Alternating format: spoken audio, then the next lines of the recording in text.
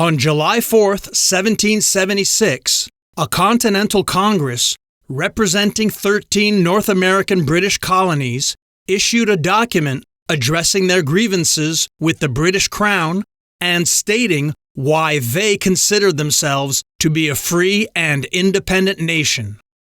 Let's learn more about this from the Everything Everywhere Daily Podcast. On July 4, 1776, the Continental Congress of the 13 British colonies in North America issued a document addressing their grievances with the British Crown and stated to the world why they considered themselves to be a free and independent country. That document and its legacy have had a much bigger impact than its signatories could ever have imagined almost 250 years ago. Learn more about the Declaration of Independence, how it came about, and its legacy. Hostilities between the American colonists and their British overlords had been developing for years. Things finally boiled over on April 19, 1775, when the shot heard around the world was fired in Concord, Massachusetts. From that point on, the disagreement moved into the realm of violence and warfare. The Americans had a great start to the war with convincing victories at the Siege of Boston and the Battle of Fort Ticonderoga. The initial sentiment amongst the colonists wasn't necessarily to become independent. All of the colonists, no matter how long their families had been there, grew up and considered themselves to be English. Their whole lives they were subject to the crown. What they really wanted was their grievances to be addressed. Had George III actually done this, or if they had offered seats in Parliament to the Americans, none of this probably would have ever happened. In 1776, the population of the 13 colonies would have been approximately a third to half that of England itself. So it wasn't as if this was a small number of people. In January of 1776, Thomas Paine published his book titled Common Sense, which made the case for independence. Paine's book made public what many people already thought, and convinced many more of the merits of independence. When Parliament passed the Prohibitory Act, which cut off trade between England and the colonies, and especially when the king hired Prussian mercenaries to fight, it was the final straw for many Americans. As the war had been raging for over a year by the summer of 1776, independence became the big question and the one which hung over the heads of the delegates of the Continental Congress. Most of the delegates to the Continental Congress personally believed in the cause of independence, but they were all appointed by individual colonies in totally different ways, with totally different levels of authorization of what they could approve. So beginning in April of 1776, there began a campaign in the 13 colonies to authorize their representatives to vote for independence. Over the next few months, there were many local and state resolutions of independence. Rhode Island renounced its allegiance to the king on May 4th, the first colony to do so. Approval was swift in both the South and in New England. It had the most resistance in the Mid-Atlantic colonies of New York, New Jersey, Pennsylvania, Maryland, and Delaware. On May 15th, the Continental Congress passed a preamble that outlined many of the grievances against Britain. It was considered radical, and 4 of the Mid-Atlantic colonies voted against it, with Maryland walking out in protest. It wasn't quite a formal statement of independence, but it was the next closest thing to it. It set the stage for the next resolution to be brought before the Continental Congress, which was made by Richard Henry Lee of Virginia.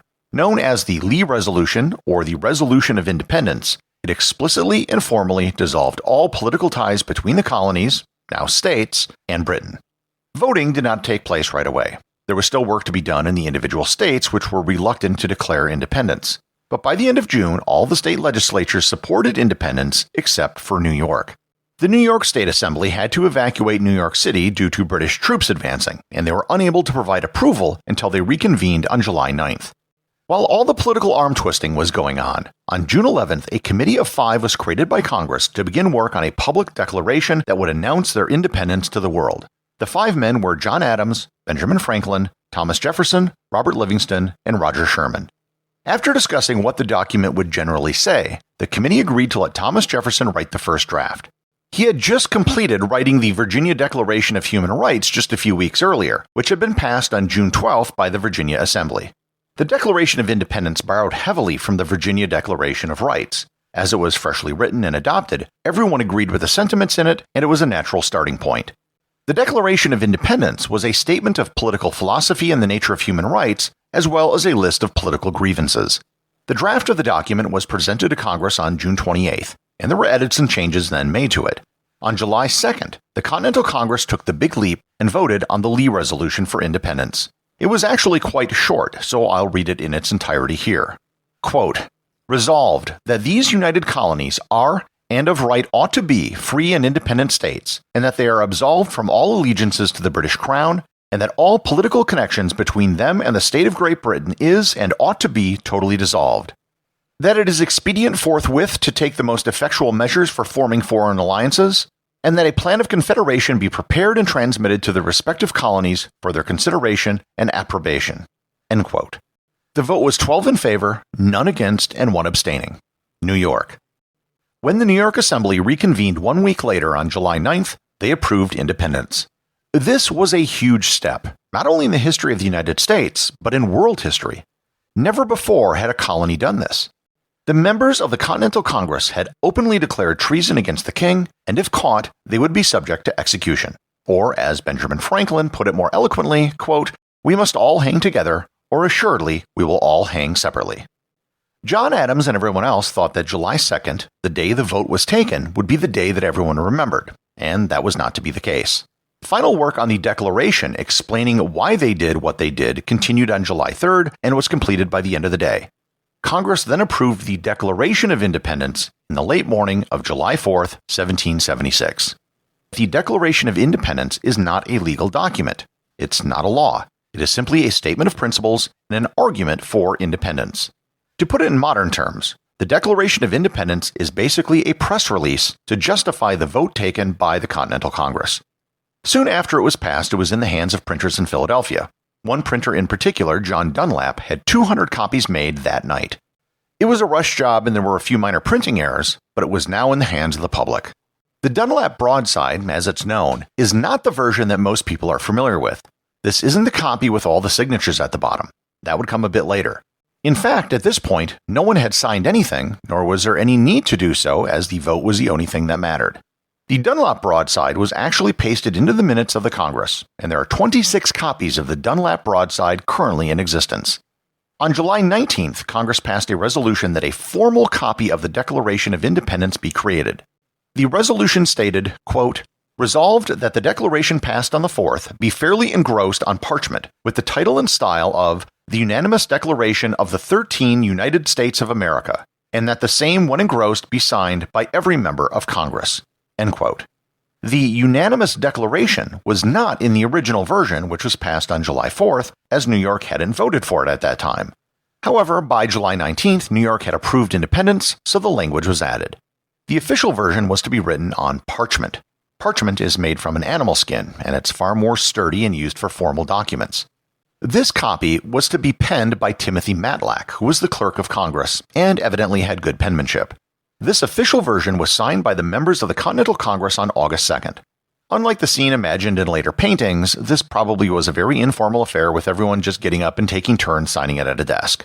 The journal entry for Congress on that day simply says, quote, "The Declaration of Independence being engrossed and compared at the table was signed by its members." End quote. 56 men ultimately signed the document, although not all of them were there for the vote, and not all of them signed on August 2nd. The physical parchment copy, now known as the Matlack Declaration, was kept with Congress over the next several years, even as they had to move to avoid the British. After the passage of the Constitution, the copy was given to the State Department. Over time, the Matlack Declaration began to deteriorate. So in 1820, President John Quincy Adams ordered an engraving identical to the Matlack Declaration to be made.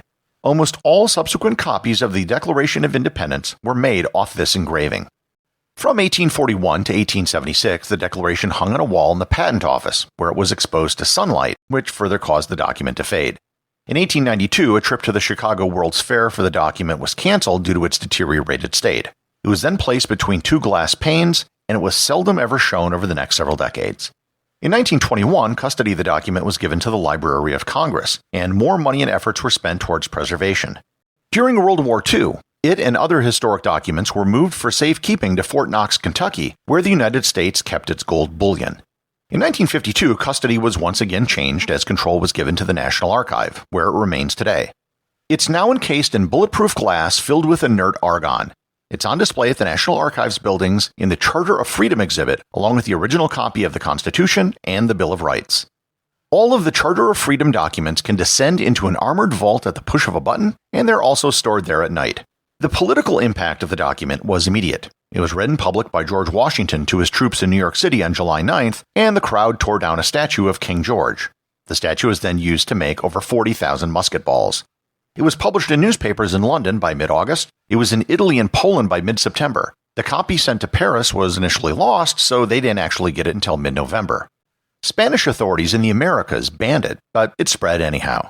Translated copies appeared in Venezuela, Colombia, and Ecuador by the end of the year. The Tories in Britain pointed out the hypocrisy of declaring the rights of man while at the same time allowing slavery. The English abolitionist Thomas Day wrote in 1776, quote, "If there be an object truly ridiculous in nature, it is an American patriot signing resolutions of independency with one hand and with the other brandishing a whip over his affrighted slaves." End quote. It was a contradiction that would fester in the United States for 90 years. Abraham Lincoln used the Declaration of Independence and its popularity as a lens to interpret the Constitution and to support his efforts for ending slavery. In France, revolutionaries were inspired by the document and wrote the Declaration of the Rights of Man and of the Citizen in 1789. The Declaration of Independence was the spark that set off a series of revolutions on both sides of the Atlantic. Other countries used the Declaration of Independence as the basis or inspiration for their own declarations over the next 2 centuries. Venezuela, Haiti, Liberia, Vietnam, Chile, Hungary, New Zealand, and many other countries created similar documents when they became independent. The American Declaration of Independence, being the first such declaration of any colony of any European country, not only brought about independence for the United States, it had ramifications over the next 250 years that the signers of the document could never have imagined. I'm Mark Vinette, and I hope you're enjoying the ride.